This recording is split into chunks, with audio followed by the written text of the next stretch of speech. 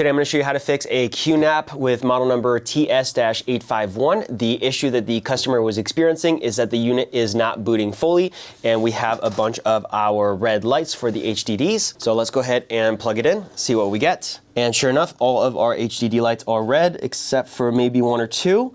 And something else I'm noticing is that our fans in the back are not spinning. So actually the fan for the power supply is not spinning either. That's interesting. Our unit is on.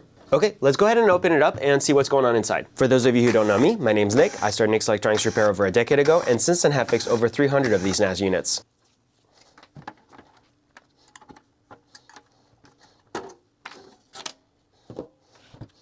Okay, and you know, the first thing I'm noticing is that our fans are disconnected, so that would make sense as to why our fans were not spinning. So I'm assuming that the customer probably opened up the unit before they sent it in. Let's just plug those back in real quick. And you know what? Yeah, another sign of tampering right here. It does look like the QNAP sticker for that screw was unscrewed in the past. Okay, let's go ahead and plug in the unit again. And there we go, our fans are now spinning. And I did notice the fan for the power supply started spinning for a second, but it just stopped.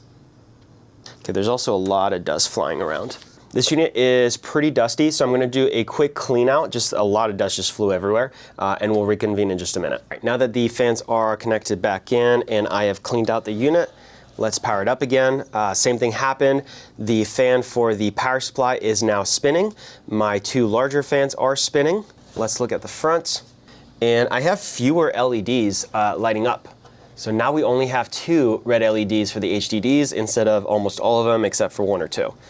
Obviously, we still have issues, but that has changed a little bit of the symptoms. Now, most often with these types of units, when we see these types of failures where the HDD lights will light up red, usually it's going to be a CPU malfunction. More specifically, the clock line will be not within spec, and in order for us to bring it back in spec, we typically will just install a 100 ohm resistor on the LPC line, and that's going to be on this connector right over here. It's the one right next to this RAM brick right here. On the front side, it is this connector right over here where the pins are exposed. And what we're going to want to do is go from pin number 1 to 8. For the installation, we're going to switch over to our microscope so you can take a closer look with me. All right, so as mentioned, we're going to be connecting pin number 1 to pin number 8. So I'm adding a little flux on those. And with my iron, I'm going to add just a little bit of extra solder, fresh solder. And my goal here is to tin these pins so that I can more easily attach my resistor in just a second. If you have a defective NAS that you would like to send in for us to fix, we do offer the flat rate services, which come with a 1-year warranty, and those are available on our website, which I will link in the video description down below.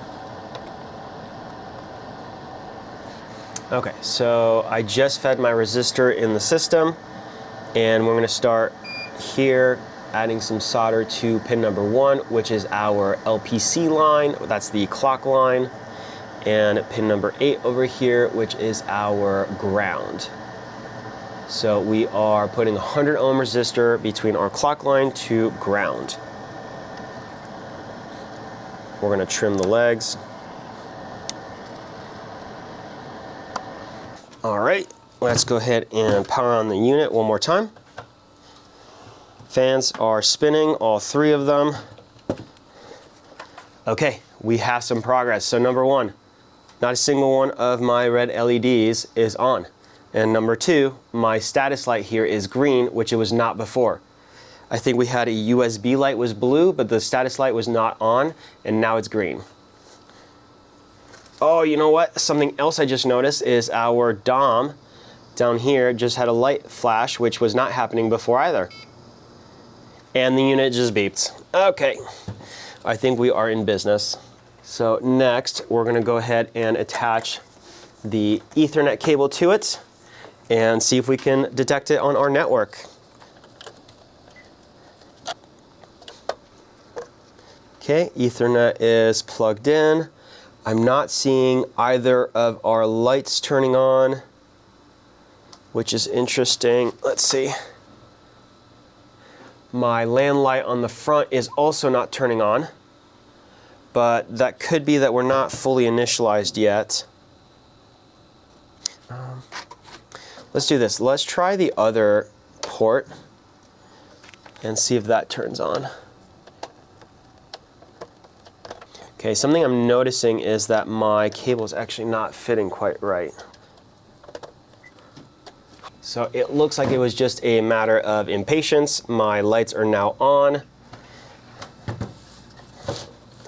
And my LAN light is also now present in the front, flashing orange.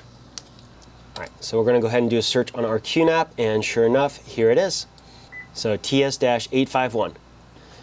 Okay, and that concludes the repair. If you found the video helpful or useful, make sure to leave us a like, subscribe for more content, and thank you for watching.